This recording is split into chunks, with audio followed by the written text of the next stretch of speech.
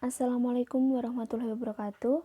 Saya Novita Ambarsari dari kelas Ekonomi Syariah semester 6 dengan NIM 401180273. Pada kesempatan kali ini, saya akan menyampaikan materi dari mata kuliah Manajemen Keuangan dengan judul materi Manajemen Portofolio. Langsung saja yang pertama yaitu mengenai pengertian portofolio dan investasi. Portofolio merupakan sekumpulan investasi dalam bentuk sekuritas atau finansial aset. Investasi sekuritas atau finansial aset sendiri itu merupakan selembar kertas yang menunjukkan hak pemodal yang memiliki kertas tersebut untuk memperoleh bagian dari kekayaan organisasi yang menerbitkan sekuritas tersebut dan berbagai kondisi yang memungkinkan pemodal tersebut menjalankan haknya. Hampir semua investasi itu mengandung unsur ketidakpastian yang disebut dengan risiko. Investor tidak tahu dengan pasti hasil yang akan diperolehnya dari investasi yang dilakukan. Semua investor tentu tidak menginginkan kerugian pada saat melakukan investasi. Yang mereka harapkan adalah keuntungan yang maksimal dan kerugian yang minimal. Jadi, untuk mengatasi risiko di atas, investor melakukan upaya untuk meminimalisasi kerugian dengan cara portofolio investasi. Seorang tokoh bernama Harry Markowitz, seorang yang pertama kali mengembangkan teori pemilihan portofolio, menyatakan bahwa sebagian besar investor itu termasuk dalam risk averter, yaitu menghindari risiko. Untuk menghindari risiko ini, investor melakukan diversifikasi investasi. Teori portofolio juga menunjukkan bahwa apabila pemodal melakukan diversifikasi dengan baik, maka akan ada bagian risiko yang dapat dihilangkan dengan diversifikasi. Bagian risiko ini yang disebut risiko tidak sistematis, sedangkan bagian yang tidak dihilangkan dengan diversifikasi disebut sebagai risiko sistematis.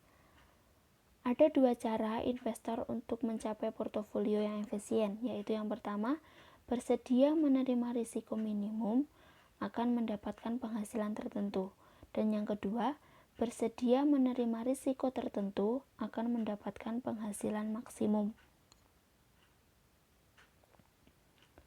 Yang selanjutnya yaitu langkah-langkah kegiatan portofolio. Agar meminimalisir risiko, menurut John Dickinson, ada 3, yaitu yang pertama, placement analysis, yang kedua, portfolio construction, yang ketiga, portfolio selection.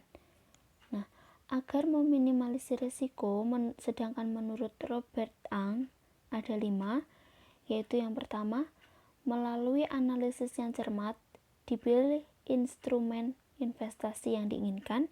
Yang kedua, melakukan pembobotan masing-masing instrumen investasi terhadap nilai portofolio secara keseluruhan.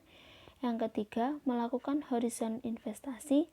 Yang keempat, masing-masing instrumen investasi ditentukan expected return-nya sesuai dengan horizon investasi. Dan yang kelima yaitu melakukan penghitungan expected return rata-rata serta standar deviasi dari portofolio sesuai dengan horizon investasi.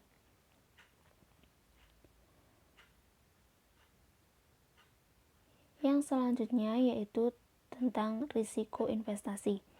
Jadi di sini disampaikan ada 2 risiko investasi, yaitu yang pertama risiko tidak sistematik (unsystem risk) yang merupakan risiko yang dapat dikurangi atau dihindari dan terkait dengan suatu saham tertentu apabila melakukan bisnis saham atau surat berharga yang lainnya. Dan yang kedua yaitu risiko sistematik atau systematic risk, di mana yang artinya yaitu merupakan risiko yang tidak dapat dihindari apabila melakukan bisnis saham atau surat berharga lainnya. Penjumlahan dari kedua risiko tersebut antara risiko sistematis dan risiko tidak sistematis itu disebut sebagai risiko total.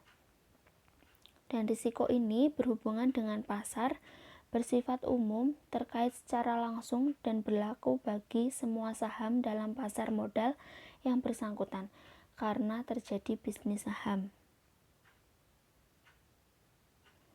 Dan yang selanjutnya yaitu cara untuk mengurangi risiko investasi.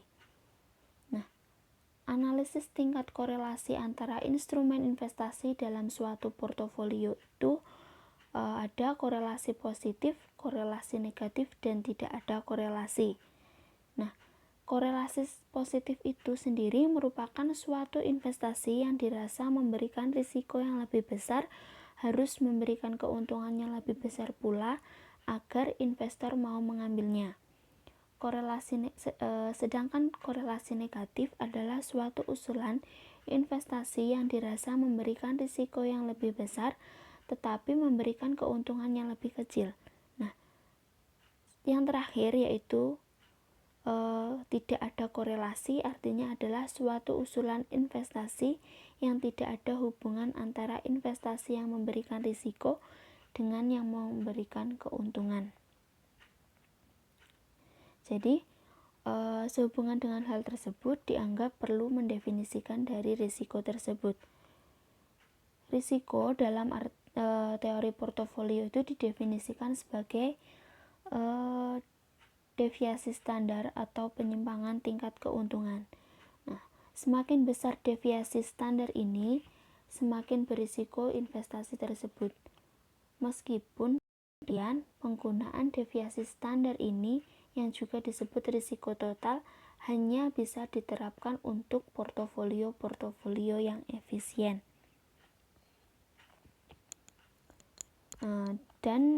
Berdasarkan fenomena tersebut dan bahwa pada umumnya investor itu mendiversikan dananya, maka ada sebagian dari risiko total tersebut yang tidak relevan, yaitu yang disebut dengan risiko yang tidak sistematik. Seharusnya tidak dimasukkan dalam penilaian usulan investasi, karena itu hanya ada sebagian risiko sistematik atau risiko pasar yang relevan dalam penilaian unsur investasi. Nah, berdasarkan keadaan tersebut itu kemudian dikembangkan suatu model yang disebut sebagai model penentuan harga aktiva atau yang disebut Capital Asset Pricing Model, CPAM. Model ini menunjukkan bahwa yang relevan sebagai pengukur risiko adalah beta, yaitu kepekaan suatu saham atau usulan investasi dengan perubahan-perubahan pada portofolio pasar. Dengan model ini dibuktikan bahwa antara risiko dan keuntungan terdapat hubungan yang positif dan linier. Sehubungan dengan pembahasan beta ini akan dilakukan pada penerbitan khusus membicarakan portofolio, dalam hal ini adalah saham. Yang selanjutnya tentang jenis sekuritas yang diperdagangkan. Jadi ada 3. Yang pertama obligasi, yang kedua saham, dan yang ketiga instrumen keuangan jangka pendek. Untuk yang obligasi itu sendiri merupakan surat tanda hutang jangka panjang yang diterbitkan oleh perusahaan atau emiten atau juga pemerintah.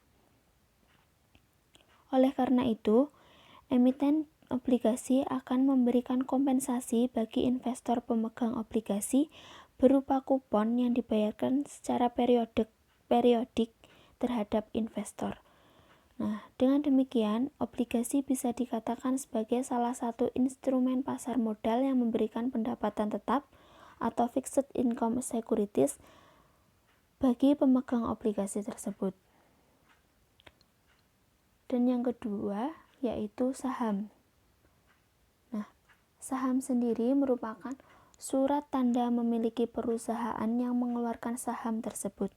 Dengan demikian, apabila seseorang investor membeli saham, maka ia pun menjadi pemilik dan disebut pemegang saham perusahaan. Ada 2 jenis saham, yaitu saham biasa. Ada 2 jenis saham biasa, yaitu yang saham atas nama dan saham atas unjuk. Saham atas nama yaitu saham yang nama pemilik saham tertera di atas lembaran saham tersebut. Sedangkan saham atas unjuk yaitu nama pemilik saham tidak tertera dalam lembaran saham tersebut. Jadi, pemilik saham adalah yang menyimpan saham tersebut dan mendapat seluruh hak-hak sebagai pemegang saham. Dan yang ketiga yaitu instrumen keuangan jangka pendek. Nah, hal ini dimisalkan misalnya seperti deposito jangka pendek, yaitu di mana suatu tabungan berjangka biasanya yang berjangka pendek dan paling lama itu 1 tahun. Pemegang deposito mendapatkan bunga dari yang mengeluarkan deposito itu dan pokok depositonya dibayarkan pada saat jatuh tempo.